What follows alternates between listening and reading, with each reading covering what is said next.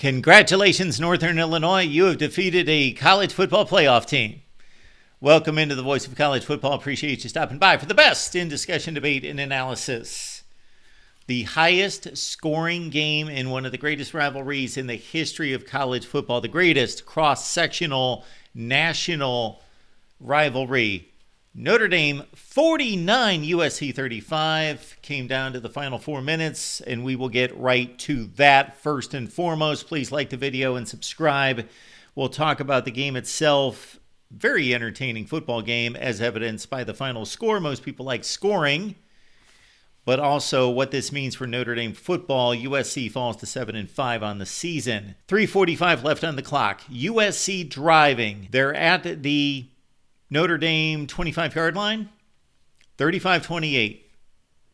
Christian Gray's been picked on the entire game. Poor number 29, having to deal with all of those USC playmakers on the outside. And USC had a field day in this game. This has to be, yes, most definitely the best core of playmakers on the outside that Notre Dame has had to deal with the entire season. I would say that Louisville is probably a distant second, and they had their issues. But on this play, Christian Gray made a remarkable play as Kyron Hudson was going for the deep route down the sideline. He was into the end zone, and Jaden Mayava was throwing the back shoulder, and Christian Gray made a remarkable catch and a remarkable play to stay on his feet, gain his balance. And while he was doing all that, somehow there were no USC players who could gain an angle on him as he brought it all the way back 99 yards for a touchdown. USC came right back down the field.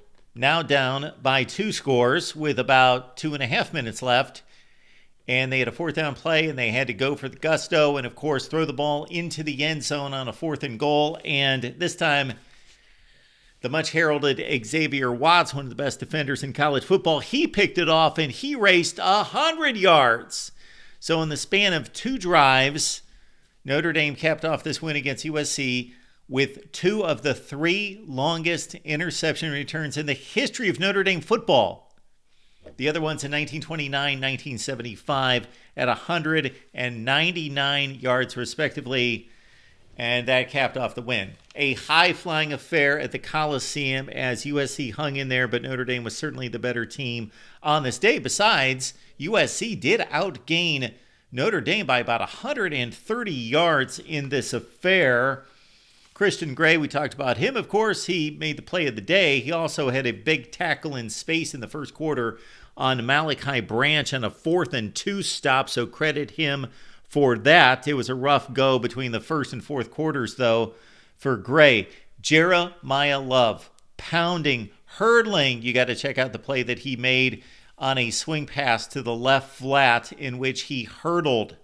I mean, cleared him. You see a lot of guys attempt it, and they get clipped up, tripped up, and they land awkwardly. But no, this was a clean, did not break stride over Kamari Ramsey and down near the goal line. 13 carries, 99 yards for Love.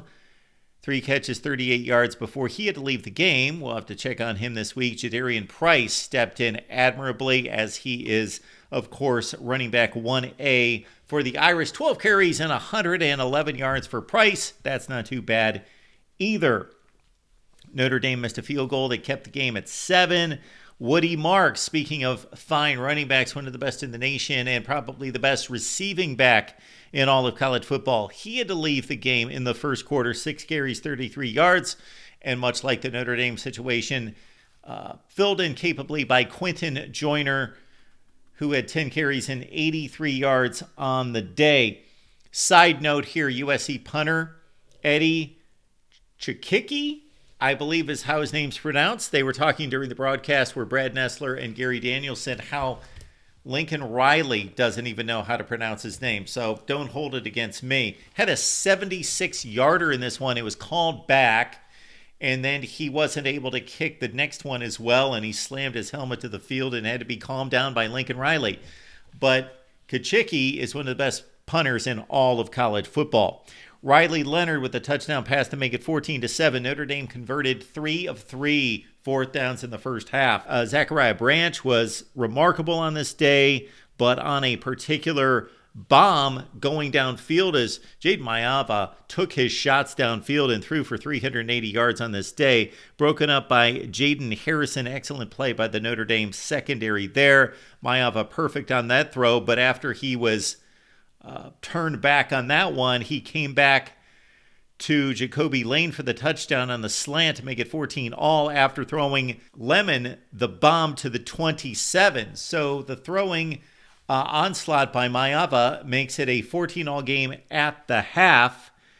And then Jadarian Price with the 36-yard touchdown on a perfectly blocked play by the Notre Dame offensive line. And that was really the separation of the two teams, was the Notre Dame defense, at least being able to contest the USC wide receivers. USC completely beat up front. D'Anton Lynn did his best, of course, as one of the best D coordinators in all of college football to keep USC in the game, but they were pretty well torched, although the last 2 touchdowns, again, were off pick sixes, so the USC defense gave up just the 5 other touchdowns. But on this Jadarian Price touchdown run of 36 yards, in which it was very odd defensive alignment that was noted during the broadcast, where everybody crowded the line. It was like a bear-type defense, and then once Price broke it through, nobody was there, no safeties, no security in the backfield to stop Price from scoring, and it pretty much went back and forth from there. USC never had the lead.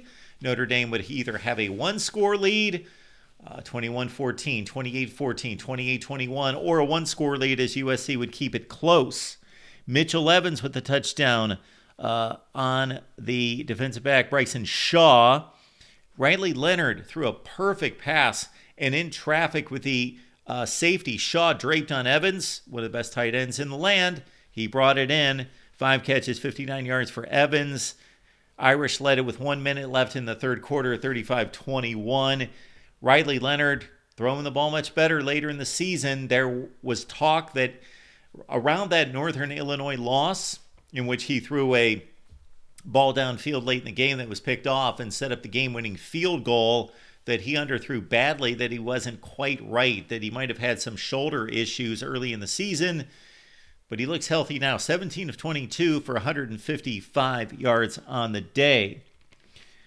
Curious that at particular times, one in certain, and we're talking about Mayava just carving up the Notre Dame defense. Again, 360 through the air, 27 of 49. On a second and goal, down by a couple touchdowns, they brought in the backup quarterback for Mayava.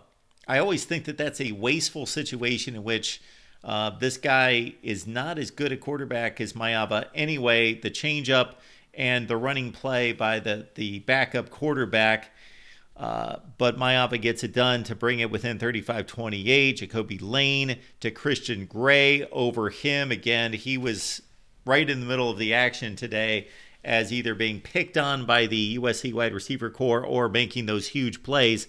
We had a 35-28 game before we brought you to where it was. So at 3:45 left in the game, USC was right there, just 25 yards away from tying the game.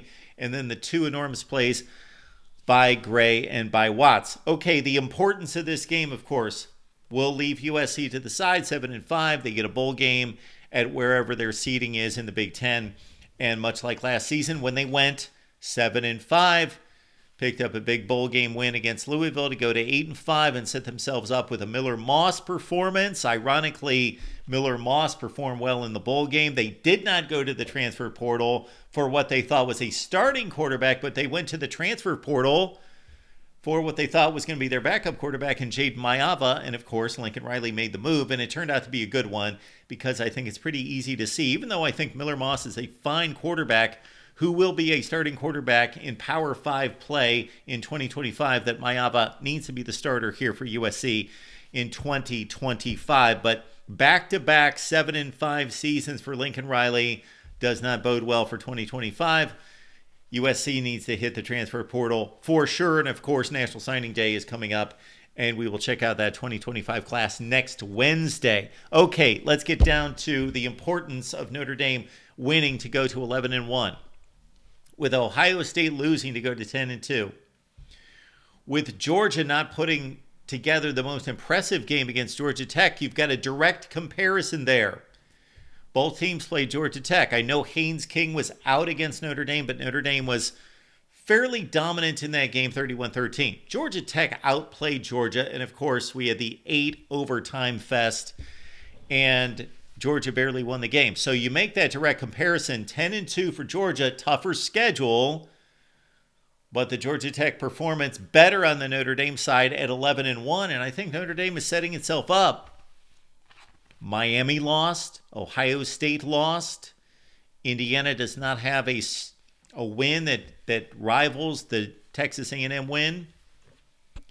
That you've got a situation, and also, well, Indiana's got a much better loss than Notre Dame, but still, the committee is telling us with Notre Dame at number 6 entering the week, and then they have an impressive showing against USC versus Indiana playing Purdue. Can't really help themselves there. And then all the other carnage going on between that. Miami's out. Clemson can only elevate so much from number 12 into the playoff after a narrow late win against South Carolina. I think this all sets up for Notre Dame to make the 5 seed. How about that? We've been talking Ohio State or an SEC runner-up as the 5 seed, but maybe Notre Dame slips in as the 5 seed. And it wasn't slipping in because they haven't lost a game in forever. At 11-1, 5 seed. And they get to host the Group of 5 champion, most likely Boise State. We'll see with the Broncos if they can close out the Mountain West next weekend. Your thoughts about Notre Dame and USC? Comments, questions down below. Please like the video. And please subscribe here at the Voice of College Football. We would appreciate that. Consider we've got a USC channel and Notre Dame channels as well, right here at the Voice of College Football.